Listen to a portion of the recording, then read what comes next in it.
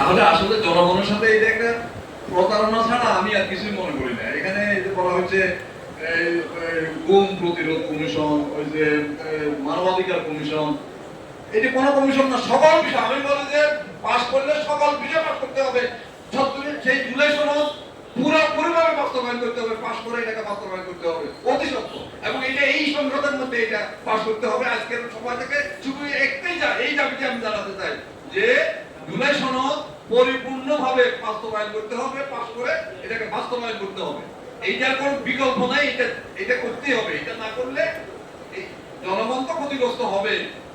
এটা আমি মনে করি এই সরকার সবচেয়ে বেশি ক্ষতিগ্রস্ত হবে। আপনারা দেখেন আজকের পত্রিকায় আছে যে একজন ফেসবুকে সমালোচনা করেছে, তার জন্য একজন মহিলা নেত্রীকে, তার একটা 3 বছরের প্রতিবন্ধী বাচ্চা মা, সেই মহিলাকে বাড়ি থেকে ধরে নিয়ে গেছে পুলিশ। তাহলে কি আমরা ধরে নিব যে সেই ভয় সংস্কৃতি, সেই ফ্যাসিস্ট বাহিনীর ভয় সংস্কৃতিটা আবার চালু হয়ে যাবে অতি সত্য? আপনি কোনো সমালোচনা তারা সহ্য করতে রাজি নাই। সমালোচনা করলেই এই লোকে আপনাকে জিন্দানখানে বন্দী করা হবে। একজন মহিলার প্রতি যদি আচরণ করা হয়, তাহলে পুরুষদের প্রতি তো আরো কি কঠোর হবে, এটা বুঝাই যাচ্ছে।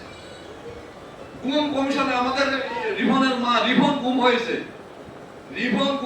রিভনের গুমের কোন তথ্য আজ পর্যন্ত এই সরকার, রিভন কেন কোন গুমের, যে সমস্ত এই রিভন যখন গুম হয়েছে তখন এখানে কারা দায়িত্বে ছিল, কারা এসপি ছিল, কে ওসি ছিল, কে এখানকার এসপি ছিল, কারা এখানে প্রশাসনিক দায়িত্বে ছিল, তাদেরকে ধরলে কি রিভনের গুমের রহস্য উদ্ঘাটন হয় না?